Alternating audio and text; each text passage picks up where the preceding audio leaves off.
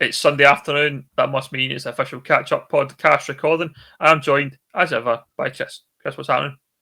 Yeah, not much. Obviously, massive cup games at the weekend. South Challenge Cup, one of the is it the largest non-league cup competition now? I would say so. Obviously, you've got your Scottish Junior Cup as well, but not everyone's involved like previous years. We often talk about topical things. Did you watch the Dispatches last night? God, yeah, are we going to do that? Are we going to yeah. Let's not go too serious into it, but I mean, let's be honest. Is anyone shocked that Russell Brand's a bit of a fucking dodgy geezer? I'm not, and I'm a massive Russell Brand fan. I've been a big fan of Russell Brand for a long time, but none of that shocked me, to be fair. It's a shame, absolutely disgrace, but yeah, no big surprises for me. I honestly never used to like Russell Brand. It wasn't until I'm a type of person that I don't watch anything that I know that I'm going to dislike. So I used to just avoid Russell Brand altogether. And then it wasn't until one of my friends was like, "Nah, you need to watch this film," and it was Get Him to the Greek. Oh yeah, and I really enjoyed it. And then eventually I watched Forgetting Sarah Marshall as well. And but Russell Brand, I've never really liked him. A bit like James Corden, I know a lot of people, it's a bit of a meme to dislike him now, but I've always disliked him. I didn't like him in that Gavin and Stacey, which made him famous. I couldn't stand him, honestly. But obviously, I was a lot talked about, and there was a lot of different views. Well, we'll not discuss our own, obviously, because it's not that type of podcast, Ben. But we do talk about topical stuff. But one thing that struck me in that documentary, right, is Dispatches. It's Channel 4, and they were like, Channel 4 didn't find any evidence, and then they're doing a Dispatches on Channel 4. It's like, I think you're defeating your own point here. First time in a documentary I've seen that. I think it was just a bit odd. Aye, it's a bit strange. I mean, back in the very, very early days of Twitter, I was part of a wee community that was like all Russell Brand fans, and we'd go to like kind of like meetups before gigs and stuff like that, and there'd be like wee event things, and we'd talk about Russell Brand and things he was doing in terms of films and TV shows and all that kind of stuff. So I was a big fan. I got to know a lot of people from. I mean, I'm not in contact with any of them from anymore, but certainly with a lot of people and a lot of females that were really interested in Russell Brand for obviously for various reasons, and I just hope that none of them were harmed in any way that has been talked about, because they were all good people, and I say part of my life at one point, and it's a shame, but totally not expected as far as I'm concerned. I'd heard things in the past, and I know a few comedians that kind of had suggested that he was kind of like that, and yeah, it's a shame, but as you say, we'll keep our opinions to ourselves. We're a football podcast. We're here to talk about non-league football, and this week we have, I guess it's a South Challenge Cup special. I feel like, Chris, there was a whole catalogue of games in the second round. I'm going to spare you the entire run through of the results. You can find them on social media if you want to find the entire results. But we'll go through some of the games that took place involving, I guess, West teams, East teams, Lowland League teams, and South teams. There'll be a bit of everything. There'll be some shocks to discuss. Chris, we'll definitely gloss over the Gretna result. There's no point talking about that. There's nothing to say there. Let's be honest. We'll pass on that completely. But Gretna won yesterday, so fair play to them. But we'll start with a team involving a Lowland League side, East Stirlingshire, beating Sauchie Juniors 2-1, Chris. It was an interesting one, given the fact that Sauchie haven't been great, East Stirlingshire haven't been great in the respective leagues, I think it's fair to say. And it was East Stirlingshire that came out on top. Obviously, Ross Kavanagh getting the goal for Sauchie, but there was I don't know if you've seen the goal, but Jack Hodge scored an absolute perfect peach of a goal. You can actually hear it.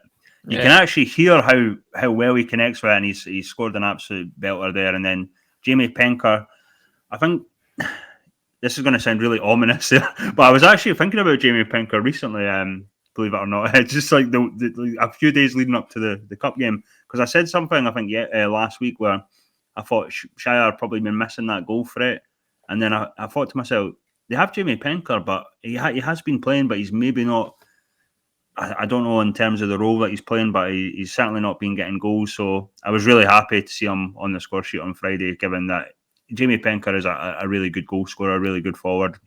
I think he just needed that confidence, maybe that confidence from a goal, basically, and hopefully that spurs him on to get a few more. But I think it's tough. It's tough to judge forward sometimes, because if the team's not playing well and they're in the back foot, I mean, they have to make the most of their chances, and if it's a possible case that he's not getting lots of chances in games, so it's maybe been a deterrent there. But it's a good one for East Stirlingshire. I think a much needed win.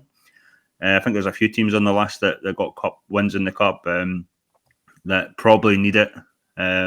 Just to raise the morale, I guess, from the league campaigns, and certainly East Stirlingshire were one of them. Sauchie, yeah, it's not going great for them this season so far, and it's surprising given the fact that, yeah, we thought they were going to be favourites and certainly up there in the east of Scotland, and it's not happening at the moment.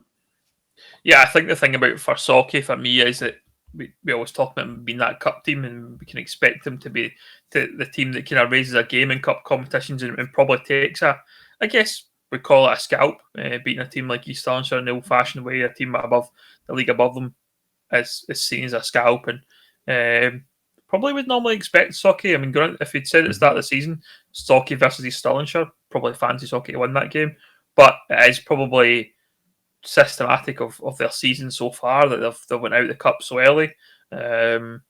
East Stirlingshire obviously need to look and use that as a springboard to kind of get their season going, because we've talked about them obviously from a lower league perspective, been pretty poor so far and struggled a bit. Obviously, the new manager coming in and stuff like that, obviously it took a bit of time to adapt maybe to the team and the new players that have come in. Obviously, the players that they have lost as well, which are probably the main one being Ross Connolly, goalkeeper, is a big loss to East Stirlingshire. So yeah, I think yeah, disappointed for Sauchie, but it's a good win for Shire, and as I say, hopefully they can build on that. Next game we're probably going to jump about a bit between West, East, South, and Lowland. No particular order of this. We're just going through the fixtures, but the one we'll go to next, Chris, is Troon 1, Craig Mark Bantonians 1, and it was decided on a 8-7 penalty shootout to Troon. Troon being pushed second division side in the West of Scotland. Yeah, one thing I don't think we touched on last week was the fact that Chris Miller retired, obviously leaving Troon. I think he only signed sort of start of this season. Start of the season, yeah. From ourselves, yeah. He was at Buffs last season, yeah.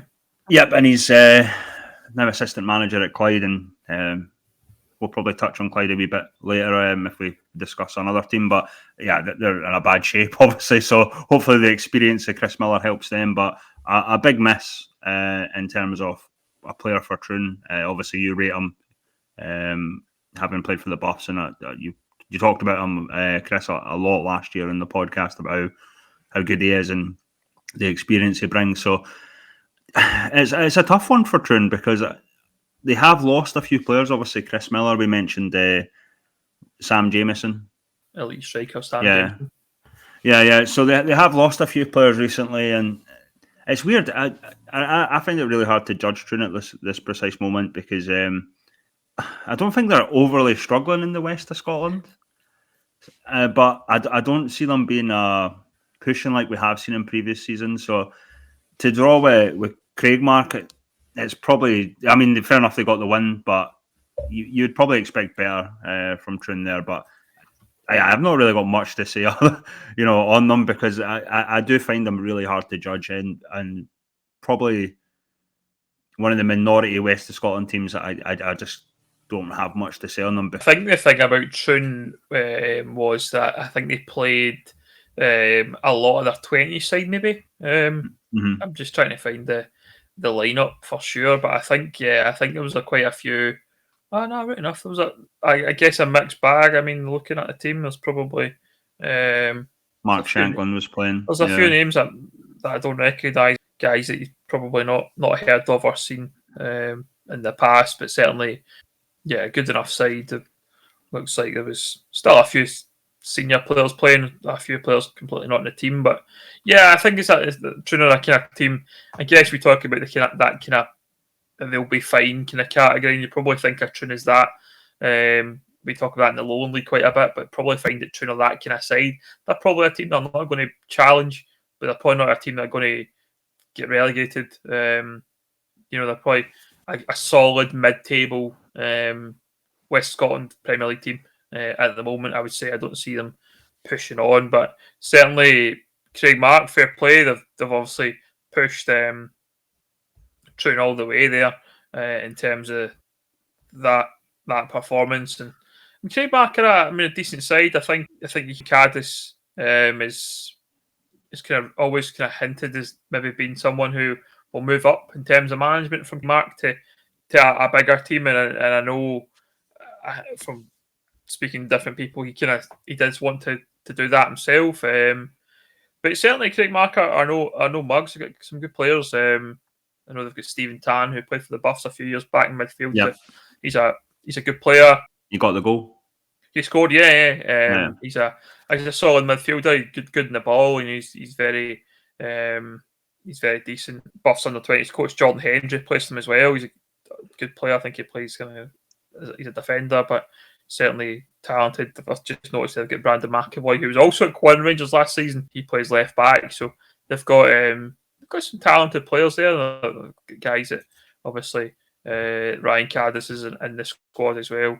Ryan Cadiz is the manager. Sorry, Liam Cadiz is the player I'm thinking of. I think we'll come on to a team probably at some point soon who have lost their manager. There's been a few kind of changes in the managerial front in the West in the last few weeks, and I'm sure we'll come on to that. But we'll move on to another game in the South Challenge Cup, and we'll jump to a game involving a South Scotland team, Abbeyvale 7, Royal Albert 2. Convincing win for Abbeyvale. Royal Albert, not a great side, I would say, in terms of the West. They're probably one of the poorer teams in the West of Scotland, but Abbeyvale turning up and doing the job there. 7-2 after extra time, I believe. Quite unbelievable. Finished 2-2 after 90 minutes, and then Abbeyvale just turned it on. Crazy. Certainly turned it on. I had to get 5 in half an hour. There's a couple of guys, obviously.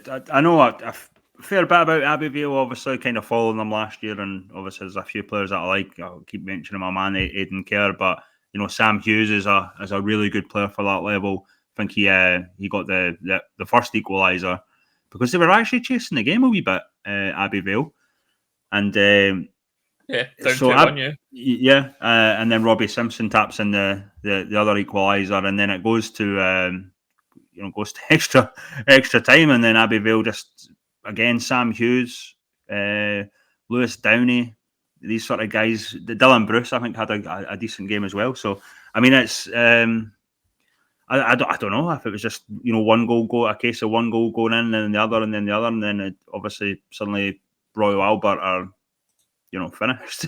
It's crazy. Yeah, once it's lost, it's lost. They probably played well in the 90 minutes, and it's a crazy cup game, that, isn't it? Really, for it to be 2-2 at full time and then to go into extra time, Abbeyvale just run away with it 7-2. It's probably unexpected given the nature of how the 90 minutes went.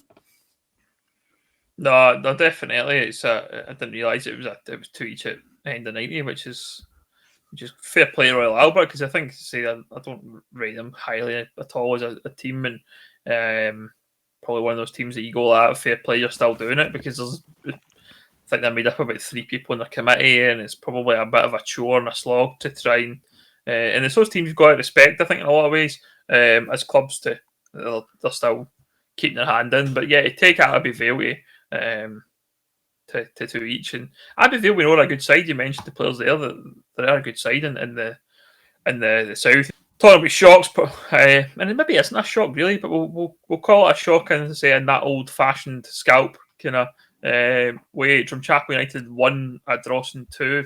Ardrossan went Rovers are a side that I think I've talked about them plenty in this podcast, and how they look very good and got some very good players. They're doing really well under Gavin Friels, and Drumchapel, make no bones about it, a team that spend money and this level of football and have good individual players, but they're very much a team that on their day this could happen to, but credit to Drawson. Got to say, I really do rate them, and not overly shocked about the result, but as I say, in the old-fashioned scalp, it is seen as a scalp because they're what division below Drumchapel. We've often talked about Drumchapel on this podcast. We do rate them, obviously, as you mentioned, because they do spend money. We often think they're going to be, one of the top teams in the first division, but they do have a problem with consistency. There's some results you look at, and you look at the team and look who they're facing and think they should have won that.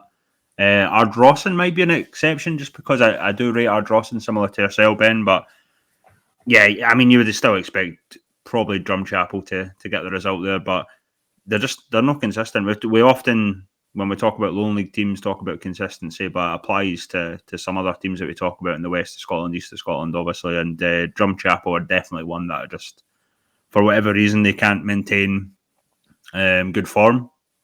We saw it a wee bit last year, because I always thought Drumchapel, when they had David Templeton and guys like that, you're thinking to yourself, oh, he's going to light up the league, and it doesn't always happen. But they should be doing better as a team, let's face it. And yeah, the result doesn't really shock me, though, just because it was Ardrossan, who are a good team in their own right. And for me, it will be challenging to get into the first division next season. Yeah, I think so. They're on top already, as is. I think they've been improving. They've got a nice ground set up in the down at Winton Park, and it's good to have these Ayrshire teams. Obviously, someone who's from Ayrshire likes to keep an eye on what the local teams are up to, and Ardrossan are certainly a team that are on the way up. I would say that's for sure. But yeah, not overly surprised. But yeah, got to respect Drumchapel as a team. I think the thing about them for me a lot of time is they've got individual players, but I feel like that cohesion as a team they sometimes struggle with, and they start to, when the chips are down, they seem to maybe get on at each other, and they seem to maybe not have quite that team aspect of it for whatever reason, and maybe that's what lets them down. I think there's probably a lot of reliance on Jason Marks to score goals as well, which I mean, fair play to him. He's 42 and he's still banging them in. I think he got player of the week, player of the month for Drumchapel during the week there, and he's a talent. And I say talent. He's 42. He's done it all in terms of this level of football, but he's still doing the job, and there's I think a reliance on him to get the goals. I don't see an awful lot coming from the rest of the players in the team, and if he's maybe not on his day, then that's it. But Ardrossan have quality players. Aidan Ferris, Ryan Wilson, they're talented boys at this level of football, and yeah, good side, and we'll do well against probably most teams in the first, and probably maybe even some of the Premier teams. I think would give a good account of themselves. So yeah, we'll watch out for Ardrossan certainly in the next few rounds of the cup.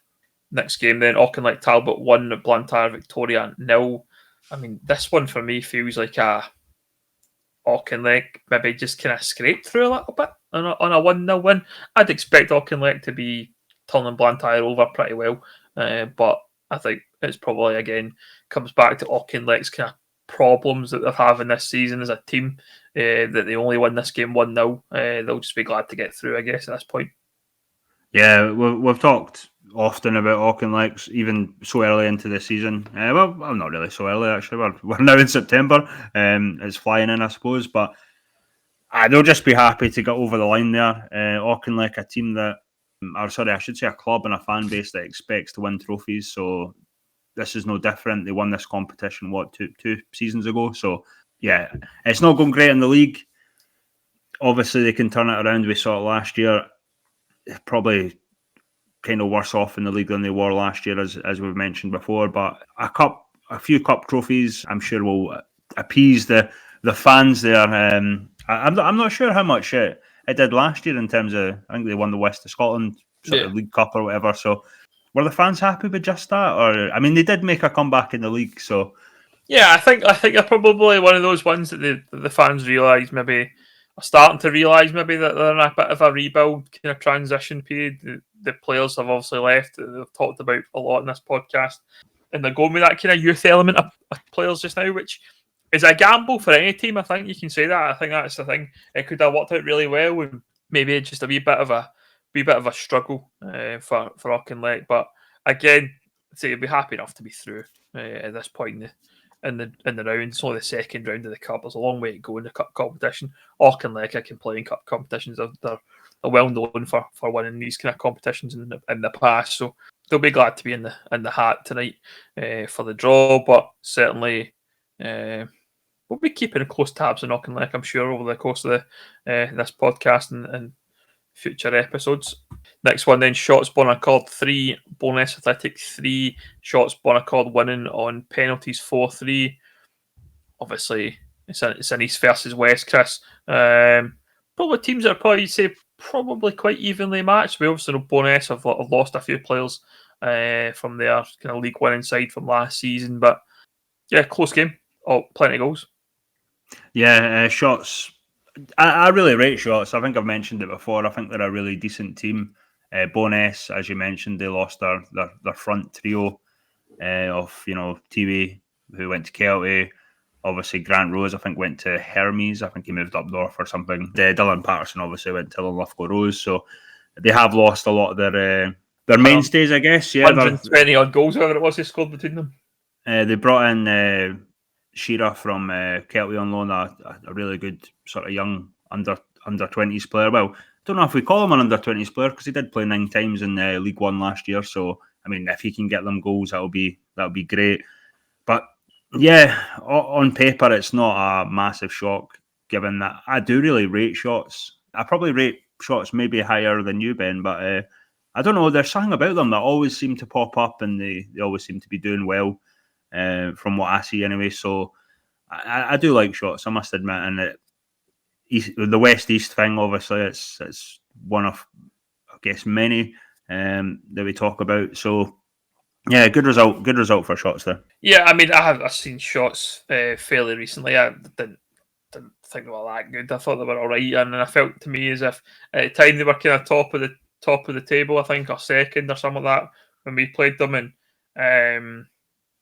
it was we ended up drawing with them 1 each. But I felt to myself that if that's the best team in division, or the second best team in division, we weren't miles away in terms of being that team. And yeah, I mean, it's a decent result. I mean, it's like both teams, probably say for me, probably quite evenly matched. I wouldn't say that Bonus are probably a million miles away from where Shots are at, but yeah, it's one of those ones that it's one of those East versus West games, and the West team just comes out on top this time. There's no as if they've blown MD away in that regard. So yeah, it'll be interesting to see how Shots can go in this competition.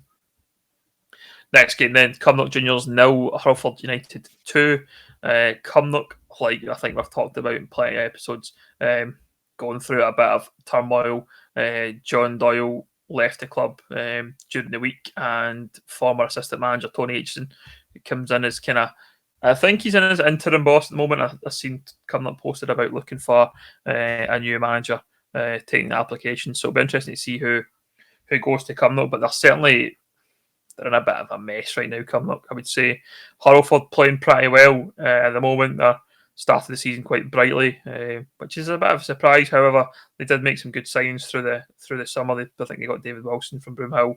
Yep. Lewis Morrison came in full time or a transfer rather than a loan from Darvel, and he makes a big difference to the Hurlford side, and they've absolutely dusted Cumnock by all accounts. It didn't sound like too much happening for Cumnock.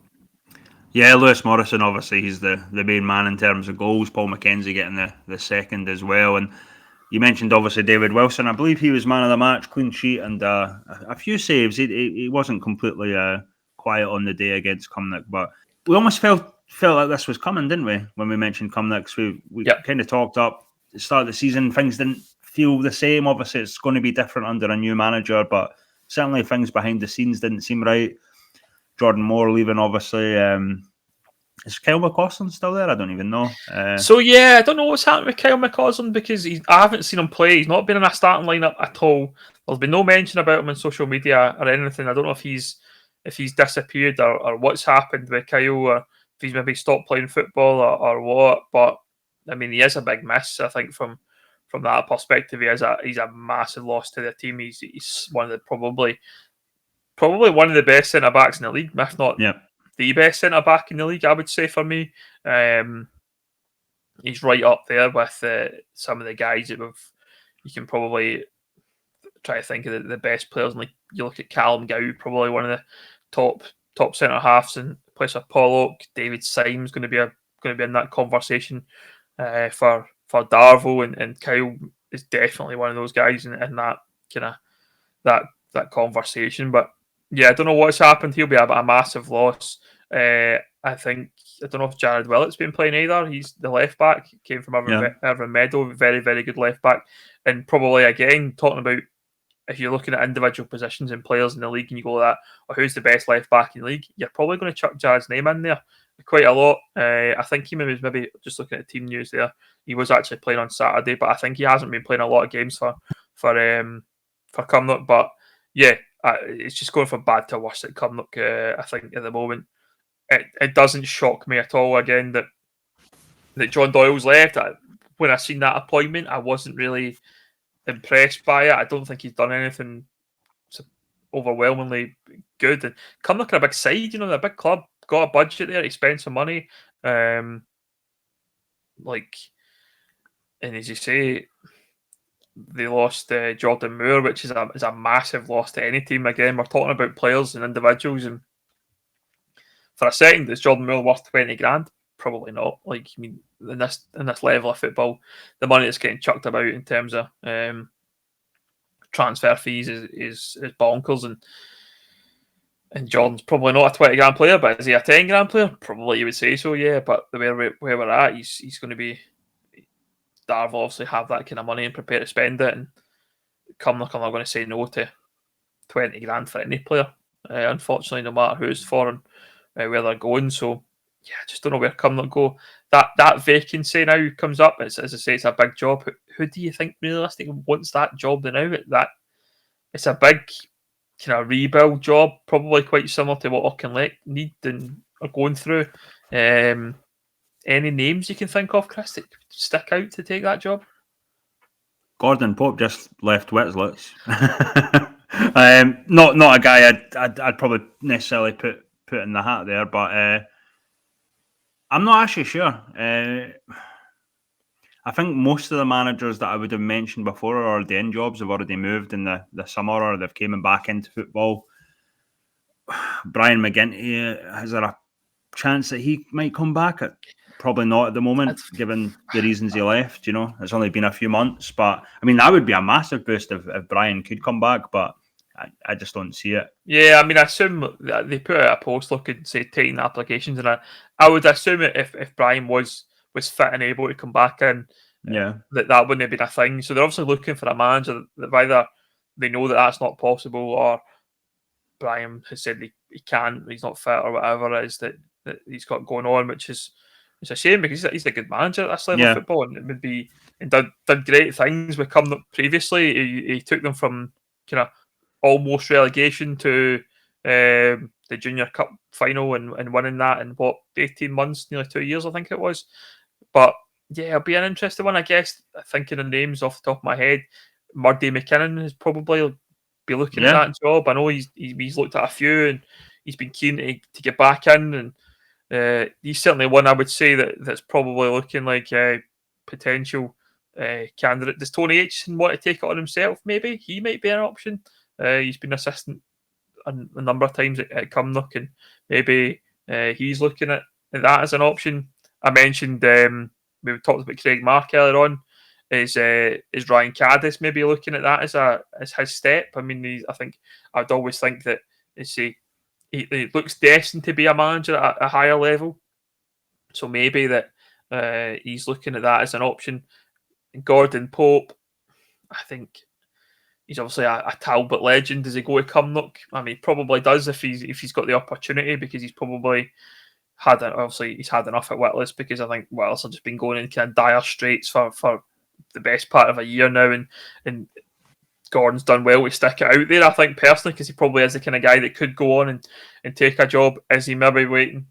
I think I always thought Gordon Pope would be the guy that would take over from Tommy Sloan. I thought maybe go to Witless and do a decent job, learn his kind of craft, if you like, at Witless, and then when Tommy's ready to chuck it, then Gordon Pope's ready made to come in and step. But I think if that's going to happen at Auchinleck, jumping back to Auchinleck for a second, that probably Stephen White's the guy that's going to do it. He's in the coaching staff just now.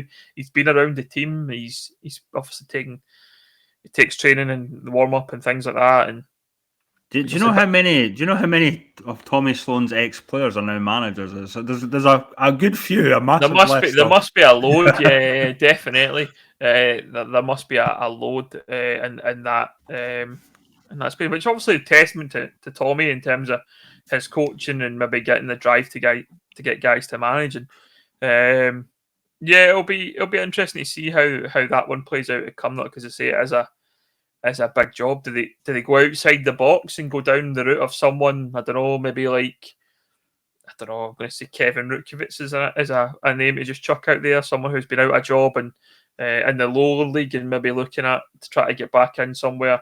I don't know. I actually seen Kevin Rutkowitz walking about Glasgow the other day. I wasn't Did you going say to hi say.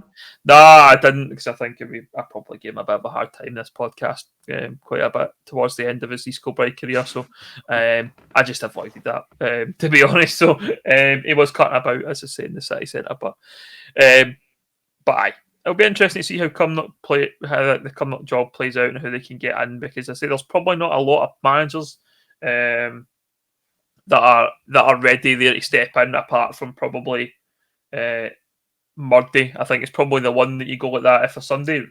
That is a good shout, because I think sometimes when obviously Murdy's been out of football for a wee bit, so you sometimes forget about these guys that are actually out of the game, and it's only these kind of recent guys that have maybe not. I mean, obviously Gordon Pope was very, very recently, only resigned yesterday from Whitlatch. So so they're the guys that you think in your mind, but Murdy is a decent shout. Whether he comes back in, and I think that'd be a decent appointment, but it's obviously up to Murdy if he's interested and if Cumnock, want to take that on. But when it comes to manager things, it can be very hard to tell, because it really depends on what the club want.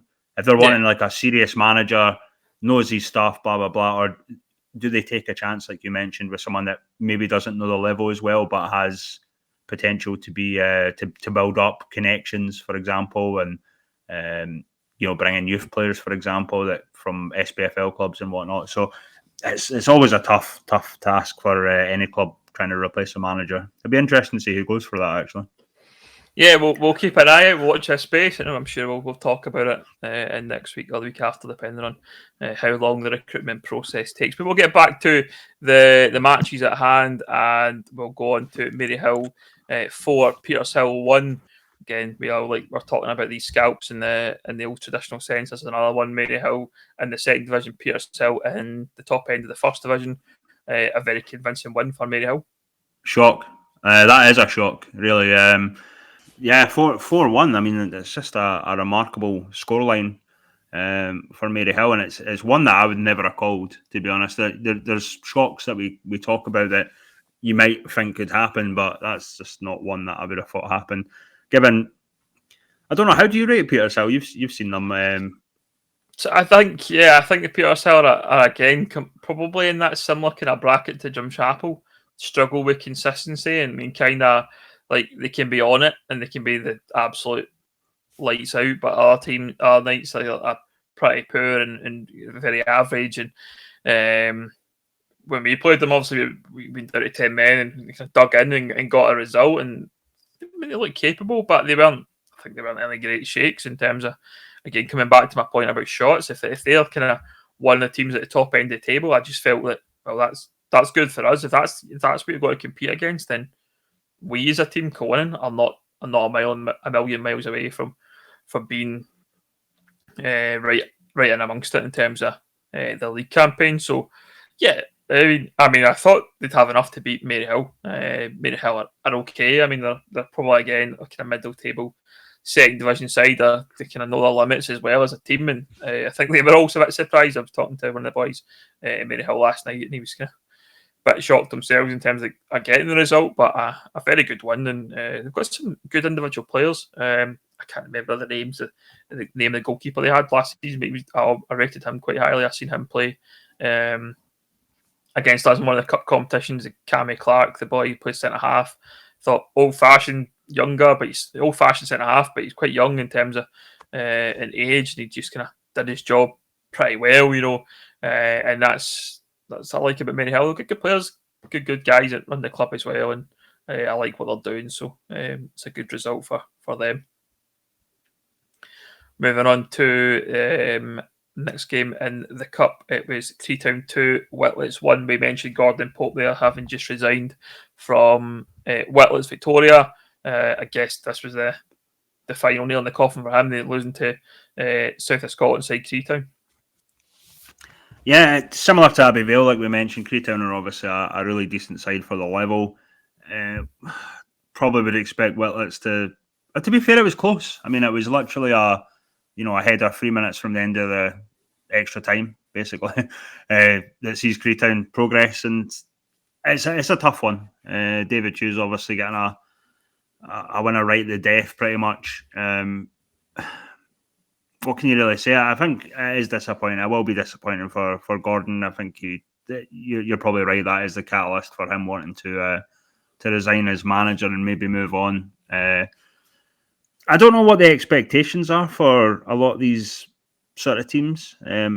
Like, how far is it just a case of how far do we get into the cup, or is there we have seen a few resignations after a few cup games from lower opposition or perceived lower opposition. So I don't know if that's just the final straw. Or, I always find it interesting because I don't really know how to put it in words in terms of what the managers are thinking, but maybe they thought they were going to steamroll Creetown and it would be an easy game to win. But I think if you're looking around the levels, it is difficult even from 1 or 2 divisions down. Again, it's cup games. It's like who's on it on their day, and Creetown certainly looked like they were not going to be denied at home. But yeah, it's interesting. I think you probably look at a team like Whitlets, you probably look at the cup competitions as something a bit different, something maybe to get you excited. Can you go on a run perhaps and win those kind of one-off ties? The league form obviously isn't very good. We've seen that already this season. And that's maybe what the catalyst has been because, well, I'm now out the cup. My league form's not great. What else have I got left to really like fight for, in terms of a team? And it's a shame it's ended up like that because I say I rate Gordon Pope. He's a great player in his day when he was. He played against us actually when we played with us a few weeks back. He played centre half. You notice he still had it. He still has the ability. Probably doesn't have the legs, but certainly had game awareness and still had the left foot that we always know he had. In terms of when he played for Talbot. So yeah. I mean, he'll come back around again. He'll get another job. He's one of those kind of guys. I'm sure he'll find a job that fits, and he'll be good for that at some point. Yeah, that kind of reminds me actually. Just a quick note on that. Someone was talking about like technical abilities on Football Manager. I don't know if Football Manager is not real life, but it's like they were moaning that like someone was like 35 or something, and their technicals were still as good. It's just like, well, if you think of someone like Lionel Messi, he's not going to forget how to take a free kick. He's still going to have the technical abilities. It's what hampers footballers at that age, and anyone at that age is the physical. You might not be able to do it the same, but come on, you could probably still put in the onion bag if you were doing it for 15, 20 years of your career. So that's it. I mean, you probably look at a fine example. We'll probably talk about this game just shortly, but Carlo Monti's still banging in free kicks for Beath, and he's been doing that for probably the best part of his career.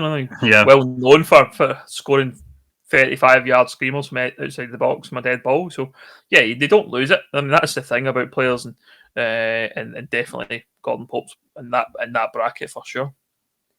Next game then, Bells Hill 3, Dundonald Bluebell 7.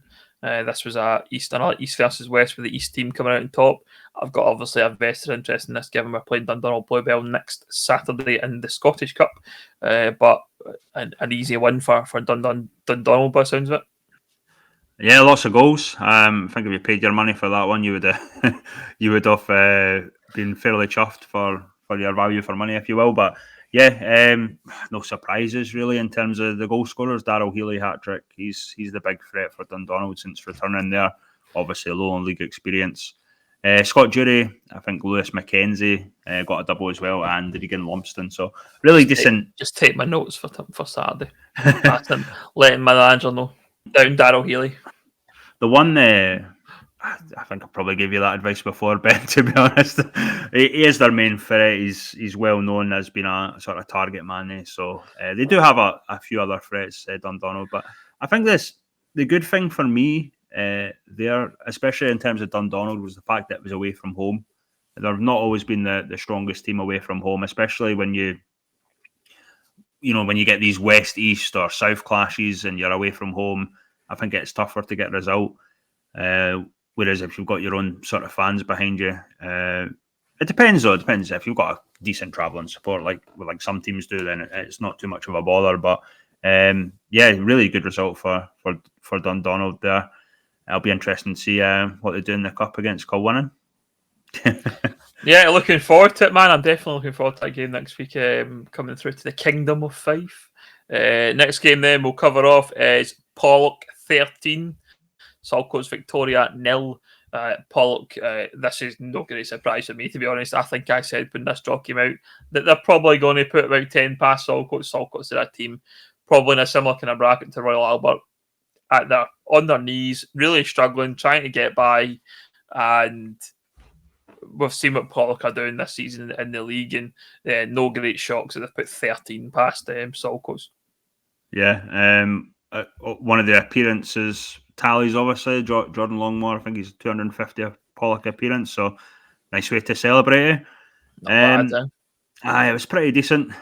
Mark McKenzie, obviously, and I think I don't want to mention all the scorers here, but one person I will mention is Shugcare. His first, second, and third goal for Pollock. A really decent turnaround for Shugler. So, or Hugh Kerr, I should say. I think you've called it right. The result's not surprising. I think everyone was in on the act. Obviously, Adam Ford, guys like that, Evan Malley as well. So all the guys you'd expect to be on the score sheet for Pollock, I think, were on the day. So couple of games involving Lowland League sides: Hart Hill Royal 0, Trent Juniors 3, and Hillabeath Hawthorns 1, Cumbernauld Colts 2. I guess routine results, Chris, for Lowland League sides. Yeah, we've been talking about Cumbernauld Colts. Obviously, they're doing really well in the league, but we have talked about maybe the rotation. Certainly, it happened in yesterday's cup game, obviously against Hillabeath.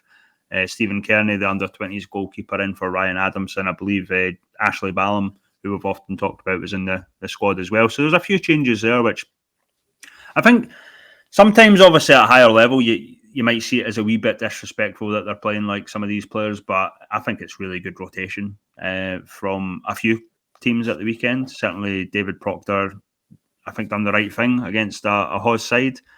I think the amazing thing is, obviously, we talked about Hawes' new management last week. They were down to 10 men, Cumbernauld, for the majority of that game. Conor McLaren was sent off just before the break, so Colts had a tough ask to see it out basically in the second half. But it's been a really disciplined performance from them in the second half to win there. And yeah, I think everyone done really well. Colts are becoming a really tough team to break down, a really tough team to beat, as we've seen in the league this year, and they're showing that they have got a wee bit of depth with guys like Stephen Kearney coming in, the under-20s keeper. I think it might have been his first team appearance in a competitive game as well. So, and as I mentioned, guys like Ashley Ballum that can come in as well. So really, really decent performance, especially when you've got 10 men on the park. No, that's I think we also rate Cumbernauld Colts highly in the start they've had this season, and it's a good win to keep their kind of their interest alive, because I guess we're not too sure that they can keep pace at the top of the league. I think we're probably saying that they're probably going to finish top half, but certainly from a cup competition they could do anything and potentially go on a decent run. Next game then, Clydebank 1, Beath Juniors 2. This one decided by that man Carlo Money, who we talked about just earlier. Free kick to seal it 2 minutes before the end of the game. It's a great win for Beath. We've talked about both these teams plenty of times in this podcast now. And Clydebank obviously recruited, like we've talked about, recruited well. Beath, the previous season's champions, and it needed a bit of magic to split the sides. Yeah, again a career appearance milestone. Obviously, Stephen Noble, a Beath, I guess, is he a legend icon? For Certainly. Sure, yeah. 500 appearances.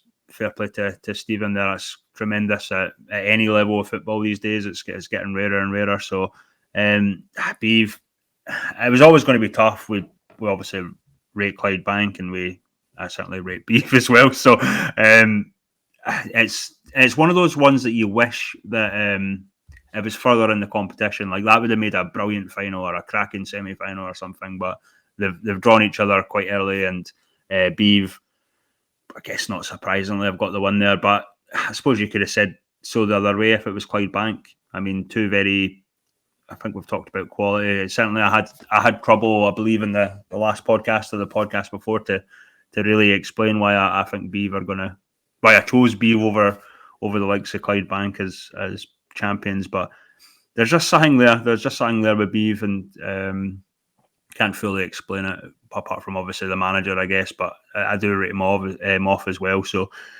it really is tough for me to. It's just like obvious. It's just a gut feeling, an instinct of. I wouldn't surprise me to see Beath go further into this competition. Looking at some of the results involving Lowland League teams again, we'll start just quick run through of some results.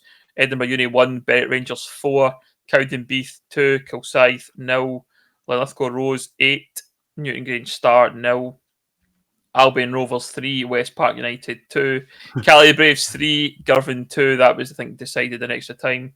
And Bowness United 2, Cumbernauld United 4. I guess that the one that stands out to us there is that one that we just mentioned there, Cumbernauld United, a team probably in a bit of free fall at the moment, I would say, in the west of Scotland, getting a result against Bowness United. Yeah, I suppose Bowness were in a wee bit of free fall before this cup game. Obviously, they got got back on track, but I think last week when they won a league game after losing, a few in a row. I actually like Cumbernauld United. I don't know what's happening with them in terms of the league. I think they are a really decent team, and they've kind of obviously shown it in the against Bowness, obviously beating them and putting 4 past them. Especially again, we talked about this away from home factor.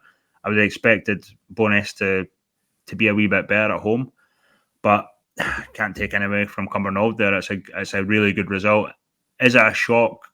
For me, probably not in my mind in terms of how Bowness have been recently.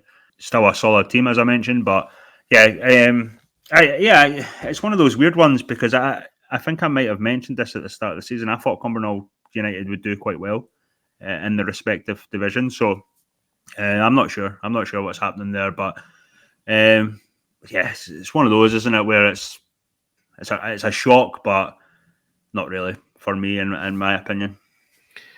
I guess another one to talk about in that little group of games I mentioned there, Albion Rovers 3, West Park United 2. Now, there's 6 tiers between 5 tiers between 6 tiers between both teams.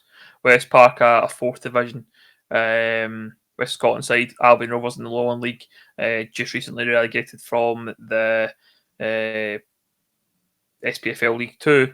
Very, very tight affair. West Park obviously gave a good account of themselves in that game. It's unreal. I believe it was a game of sort of 2 halves, the old cliche where Albion dominated the first half and maybe put took the foot off the gas. I believe West Park got the equaliser quite late, and Albion Rovers have been kind of on the ball, fortunate enough to obviously to go up and win the game right at the death, basically. So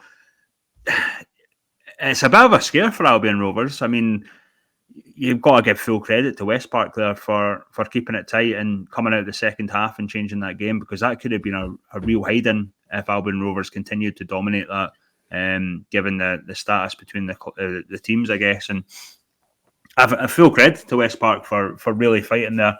And it's maybe a wee bit of an eye opener for Albion Rovers fans who are maybe don't look further down. They obviously they look at the lower league because they're in it, and they look at these teams, but it's maybe a wee bit of an eye opener that actually there's really decent sides and teams that will give us games further down. Levels 6, 7, 8, 9. So yeah, fair play to West Park. Full credit to them. Are very unfortunate not to take Albion Rovers to at least extra time, but yeah, I'd expect Albion Rovers to win that, I guess, and they have, albeit surviving a late scare, I think. I guess next one's a pretty routine win for East Kilbride. They winning 6-1 against Maple. Chris, East Kilbride, and nothing unsurprising there. Yeah, not much to say. I mean, I think people got kind of tired with all the praise for East Kilbride for the sort of beginning of last season, I should say. We were praising them a lot and how they play. It's a different beast this year in terms of who they've got. Everyone's performing. Guys like Nathan Flanagan and Ryan Lockie. The squad's quality. Come on, I mean, we're talking about obviously them going for the Lowland League title and promotion and stuff. It wouldn't shock me if they were in the a South Challenge Cup final, third, fourth round of the Scottish Cup, the Lowland League Cup. Well, actually, they wouldn't be playing in the Lowland League Lowland League Cup, I should say, if they were going for promotion. But yeah, East Kilbride, I would expect to be in SPFL Trust Trophy as well. Okay. Yeah. Oh yeah, they can make a run for that. I believe they've got a chance to make a run for that. Never mind the Lowland League Cup. The South Challenge Cup. I think they could do bits in that competition too. One we mentioned briefly earlier on in the roundup of the Lowland League team was Cowdenbeath 2, Kilsyth 0. Chris. Yeah, Dylan Duncan, who recently moved to Clyde, recently went on loan to Cowdenbeath. I think that was his debut game, and he's came on and scored 2. But great for Dylan. I think he's a really decent player. Obviously, getting the move from Glasgow Uni to Clyde's a really good testament to them. We often talk up Stirling Uni, for example, and their programme there, but Glasgow Uni, obviously, they've been producing players as well. But there's a bit of part of me that annoys me with that, and it's nothing to do with Dylan. It's to do with Clyde. I've probably not said too much on Clyde, but I mean they're horrible. I mean, bottom of the league, 2 points in however many games in League Two. They're probably going to get relegated, but they have this. They're so short-sighted in the way that they get these guys in, they loan them out, they release them. I mean, we've seen it with so many young players going to Clyde, and it really is annoying in terms of there's just no vision there, and it doesn't surprise me to see them in the state they're in. A massive dig at Clyde there, a massive. But I mean, come on. I mean, why are you getting these young players in if they're not to play for you? I know you're not. To me, it's just a wasted move. I've seen it so many times with Clyde over the last sort of few years. They sign up these really good, talented players, and they do nothing for a year, and they just waste them, and then that could be their last chance to play in the SPFL. So Clyde, to be honest, I think they're a poor club. I think they're run poorly. If they come to a Lowland League, I don't think I'm going to be a fan, to be honest, unless they buck up their ideas and improve how they're managed. But you never know; they might spend the money in January and save themselves. But I'm really sick of some of these League Two sides and how they're run, and it pisses me off. But then again, Albion Rovers we turned the curve with Albion Rovers. So if Clyde do come down next year, might be a change in much, and who knows? But certainly, I don't think they're a decently run club, given how they treat some of these younger players, and just really annoys me just from a player point of view. But Chris Miller going there, fair play to him. Hopefully he's a wee bit less short-sighted in terms of the coaching and whatnot. But yeah, Clyde, I'm not a big fan of Clyde, and at the moment they're getting what they deserve in terms of being in League Two and bottom of that division. Too harsh. So Chris isn't a fan of Clyde. I think we can tell that. If you've got any abuse for Chris, you're a Clyde fan, you're getting abuse, send it to Chris directly at Rampant FM on Twitter. Don't send it to Catchup because that's Chris's views. I mean, I'm not a massive fan of Clyde either, but Aye. I was maybe a bit too harsh there. I think everyone's entitled to their opinion. Chris, that you're more than welcome to have that opinion on Clyde. I've maybe touched on it with guys like obviously Paul Kennedy coming and leaving Clyde and coming to Broomhill. It's like there's no vision there. I mean, let's face it. I mean, even in the west of Scotland nowadays, you buy up youth players to maybe sell them on. There's nothing like that in the SPFL apart from if you tried that with Spartans and say, "Oh, we want this player for free" or whatever, they'd laugh at you. Probably the same with Kelty. Probably the same with Bonnyrigg. I mean, there's so many League Two teams and League One teams that are just not clued up to that sort of business, and that's what makes them suffer in terms of their money and whatever else and the product on the pitch. But yeah, Clyde are horribly mismanaged in my opinion. Aye, well, so as I say, send all your direct off to Chris. He's obviously not a fan. And we look forward to seeing him in the Lowland League next season because that will make it more interesting, I'm sure. But we've got a few more games to talk about, and one involving another Lowland League side with Broomhill 0, Irvine Meadow 1. I honestly, when I saw the result on Twitter, I went, fucking hell. Didn't expect that to happen. Irvine Meadow struggling. Genuinely believe they'll get relegated from the Lowland League. New manager just came in, Martin Ferry, which when I looked at that appointment and goes like, I mean, I had to Google him like to find out who he was, and I didn't really find anything in Google, and I was a bit shocked. And I was like, fair play, but first game in charge, got a result against, I mean, what we've talked about, a decent Broomhill side, but yeah, fair play to Irvine Meadow, gotta say it. Caught me off guard, this one for sure.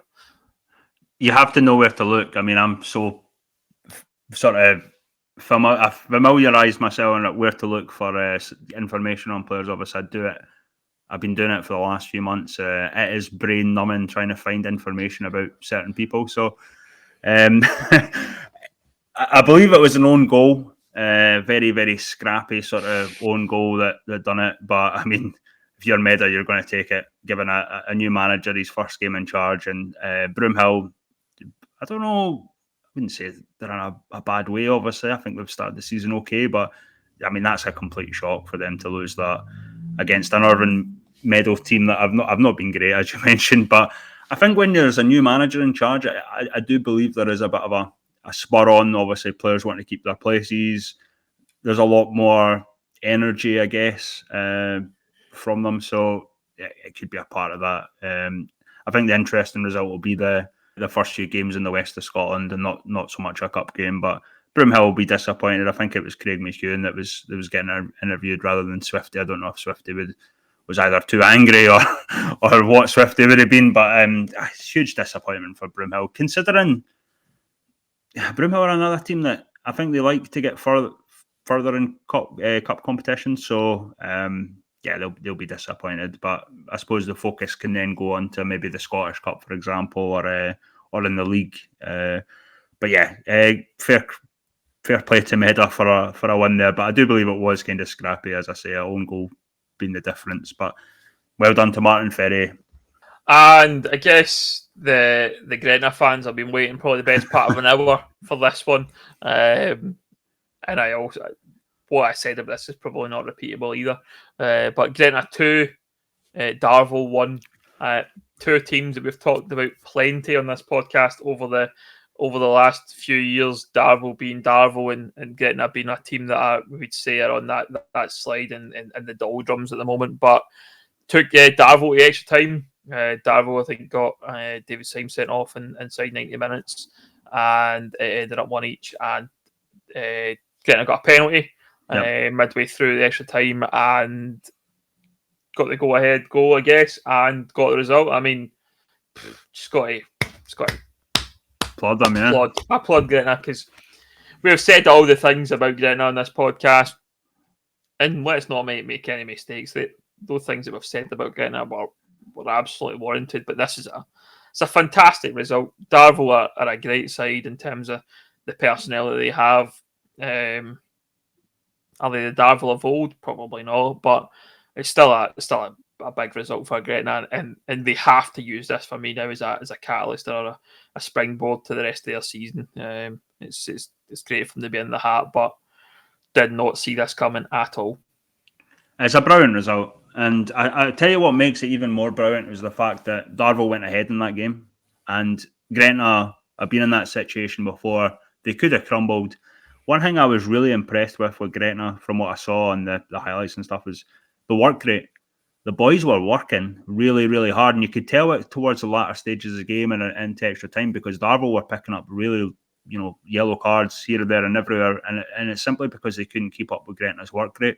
And that's how hard these boys were working for. There was something in the air, I guess. I was probably a wee bit disappointed in the first goal, and not so much from a Gretna side, but Robbie Ibeson, who I really rate as a player, and he does well for Gretna. But it was a really poor sort of tame shot, but he's put it right into the corner of the net, and the keeper and the midfield of Darvel will be disappointed with that one, because they should have done a lot better. In fairness to the keeper, he might have been a bit put off with the folk in front of him. He might not have been seeing it, but he hits it, and it's not like the most powerful shot. I actually thought, okay, it's a place shot, but come on, guys. I mean, it was literally almost like slow motion it going in. It's like, how is no one clearing that, seeing it? So it was disappointing from Darvel, but yeah, the penalty, obviously David Syme getting sent off. I think it was in the sort of 70th odd minute or something like that. But that's down to Gretna's work rate. Honestly, they were running all over the park. I think David Cox, obviously, who's the captain now, I think, of Gretna, and he's doing really well. Lewis Bell, Julian, who they've signed recently, and sorry, a bit of a sidetrack, but Scoutables, they are one of the teams that I think I've got produced like 4 players for the Lowland League now, so they're doing really well in terms of getting these players to clubs. Alfie Robinson, who's obviously at Broomhill, was previously involved. Chris Amponza, that's now at Civil. Obviously, I mentioned Julian, that's at Gretna, but I really like what they're doing. Lasana, a young guy, that's at Gala as well. So I really, really enjoy what they're doing. But Gretna are, like what you said, mate, they have to work on this. They have to build on it. They have to realise, okay, it's a cup game. They have a massive Scottish Cup game against Musselburgh, who can score goals. So they'll have to be very, very disciplined next Saturday, or they're going to get thrashed again. But I love the work rate. I really do love the work rate. I love what Gills was saying, kind of motivate the boys. Like exactly what we were saying. You need to use this as a catalyst to change. Tough game against Musselburgh, and no matter what happens in that game, if you get beat 4 or 5-0, which, to be fair, I think some Brough fans are going to be expecting because they've been scoring so many goals lately. It's a cup game. You need to focus on the league as well. You know what I mean? Get these results, play that way, determination, a wee bit of heart, a wee bit of skill, a wee bit of passion, probably a wee bit more than passion, and then you'll be all right. You'll be all right. But the result has to come. The results have to come in the league, is what I'm trying to say. It's a really great cup game, a really great cup result, but these results you need in the league for Gretna to be safe this season. I'm going to say that anything we have said about Gretna is because we're calling it as we see it, and we've always said we don't want them to be poor, and we don't want them to suffer, and we want them to do well. And we said if they do good things, we will talk about them, and that's why we're talking about them in this podcast today, because that's a great result. If Gretna had been scudded 8-0, 5-0 off a Darvel, we probably wouldn't even bother talking about the game. Yeah. You know, they'd been glossed over, similar to what kind of Linlithgow Rose and Newark Grange Star was. It was 8-0, and expected Linlithgow Rose to win that game pretty comfortably, and it did happen. So yeah, absolutely got to build on it, no doubt about that. If they don't, then it's just the same old Gretna as far as I'm concerned. But a couple more games to talk about then. Arniston Rangers 5, Preston Athletic 2.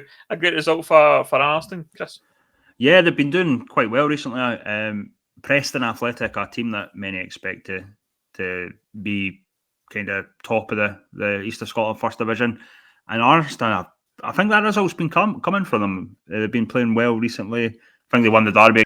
Yeah, it's been coming for them. Really good cup result. Niall Kemp, has been fantastic in terms of his goal scoring for Arniston recently. Quality result against a really good Preston side. A Preston side that are probably more of a East of Scotland Premier side than a First Division side, I would say, in terms of their talent. So really good result for Arniston in the cup there.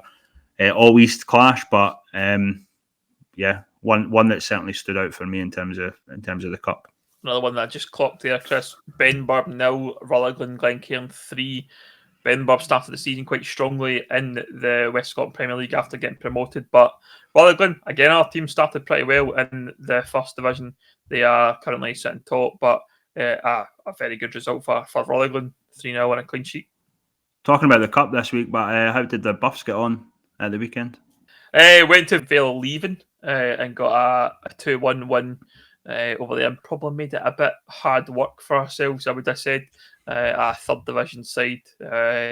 Wee bit stuffy in the first half. We got two players sent off, one for us and one for them, and an altercation. Young Sam Duncan came on for his debut for us, or for start certainly, and within half an hour he's kind of done well to can win the ball. Got into a bit of a tangle on the touchline. He's kind of kicked out of the boy because they've been tangled up, and the boys then punched him in the face, punched him in the nose or something like that. It's all ended up in a bit of a handbag. So the ref sent both players off. They've then kind of went down towards the changing room, and there's been a bit of back and forth said between their coach or manager, and it's all ended up a bit of a rammy. Our players have ran from our dugout, and their players ran from their dugout, and it's all ended up a bit messy. And yeah, it was a baseball fight, was it? Yeah, it was weird, man. It was weird. A weird place. It was a very strange. Their fans weren't the most welcoming people. I was filming the game from the same side as the fans. It was very in amongst the fans, and I mean, I don't mind people having banter and stuff like that at football, and having a laugh and having a shout and being passionate about their team. That's fine, but some of the shouts were just rubbish. It was just like they weren't being realistic at all about the game. One guy was kind of complaining about something, and I just kind of laughed at his comments. He turns around and calls me a fat bastard, and it's just like, what are you doing, man? It's like, I'm fine. Like, I mean, call me a fat bastard is just too far. That's just like, it's one of those ones. It's football. I say I'll have a laugh and a joke with anyone.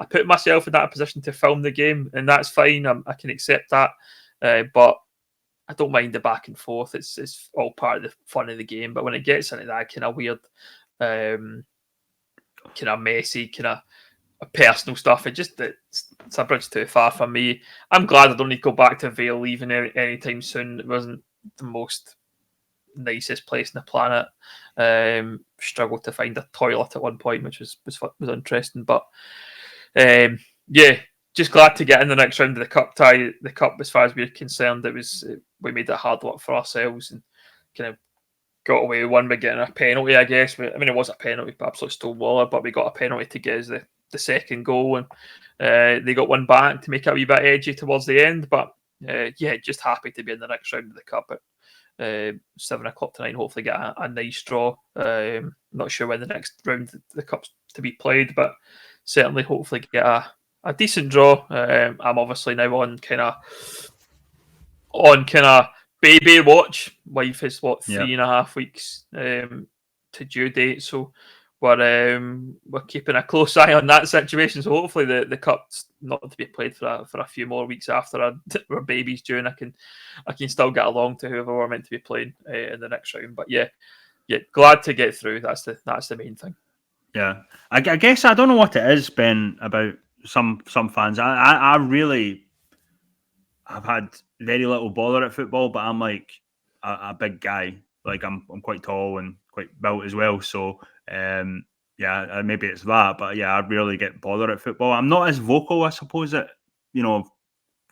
for example, if I was at Tottenham, I'd probably get chucked out within 10 minutes. But if I'm like even at Kelty or Spartans when I was working for them, I wasn't that vocal, I guess. So I just sort of laugh at some of the comments sometimes. So, but I don't know what it is. I just keep my head down, I guess.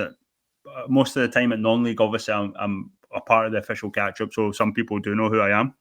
So I didn't want to make an arse of myself either, you know what I mean? So there's that as well. So I keep my nose down and out of trouble and whatever else. But yeah, there is some arseholes at football. You just can tell. So it's weird, man. As I say, I don't mind the banter and a laugh. There's a line, you know what I mean? It's one of those ones. like you say, I kind of laughed at a few comments. It was a goal wasn't given because it hadn't crossed the line. The fans were convinced it was over the line, but you couldn't tell from where we were. There was absolutely no way you could see the line to be able to tell it was over. And they all got a wee bit upset about that. Then the penalty, they were a bit upset about that because it wasn't a penalty, but it was. I mean, the player, one of the fans actually even said to me, "Yeah, it was a penalty," and then like 15 minutes later said it wasn't, and it was like, make your mind up. You know what I mean? Like, Yeah. You know, it was weird. It was a weird sequence of events, and I was on my own as well. I mean, none of the rest of the media team were there yesterday, so I was kind of trying to do it all myself. And you kind of have a target on your back when you wear a Buffs tracksuit with KRTV on the front. Do you know what I mean? So you probably do make a target for yourselves a lot of ways. And yeah, that's what it is. I'm glad to see the back of it. And got home. I guess the alternative was to go to Campbelltown yesterday. That was the other team we could have had in the cup, though. So I guess it wasn't as bad the travel and things like that. So we got home in a fairly reasonable time, and we're in the next round. I'm just about to go and edit the highlights, which will be obviously interesting because there was a few contentious decisions and some goals and some chances for both teams. Looking forward to them. I'll watch them later. They'll be out later on tonight, I'm sure. Did you get the red card and whatnot? Oh, I've got it was right in front of me, to be fair, so you see it. I mean, and you absolutely see the punch to the face. I mean, the boy claimed he didn't punch him, but I mean, and that was what we argued about, me and the fans, is the fact he was like, why is Uruguay getting sent off? I mean, because he literally punched him in the nose. You know, it was like clear as day. And our guy is probably naivety's probably cost him in terms of he's a young lad, and he's kind of got stuck, and he's kind of when you at the time it looked a stonewall red card. When you watch it back, you go, maybe he could have got away with booking both lads, but I think because the guy's punched him, it's like he's forced his hand a little bit in terms of the ref got it spot on as far as I was concerned. He didn't the big decisions he got right. I think that was the important bit for the referees. I think it's hard to be a referee at this level. We've always said that, especially in games where you've got no lines people to support you. You've got to make decisions on your own a lot of time, and certainly it is fight or flight as well. Sometimes if someone punches you in the face, I mean, my instant reaction without even thinking is probably to punch them back right away. You know what I mean? So I think that's, you're not even thinking at that point in time. So if you are reacting to that, it literally is just how your brain works. Yeah, it's a weird one. He's reacted to our player kicking, to be fair. So it's actually his reaction rather than right. Right. So, but yeah, stonewall red card if you want to get one. With Sam, a red card, and probably is. It's unfortunate for the boy in his first game, but he'll come back. He's a good player. He's young. It happened last season against the Musselburgh. We brought on a young boy from the 20s, and he got sent off for a tackle fairly early on into his first game of the team. So it's just experience. These boys will learn from that experience as well, and that'll be, I guess, a good thing in the future. But it made the game a bit different of 10v10 for the best part of 60 minutes, and we got there. We brought in Gavin Miller, and he made the difference in terms of our team. He comes on, he gives you the pace and the trickery that he's got, and he's able to get on. He scored a header. He's about 5'2", and he scored a header, but fair play to him. But yeah, as I said, happy to be there in the next round. I think it's at 7:00 tonight on YouTube. So I don't know when this podcast will be out, but if you're maybe the draw will be made by then, but who knows. But that pretty much rounds up for us on the official catch-up this week. Thanks for listening and watching. As always, get us on all your podcast platforms, the official catch-up. Get us on YouTube. Do the like, do subscribe, ring the notification bell. All those good things. As I said before, it doesn't cost you a penny.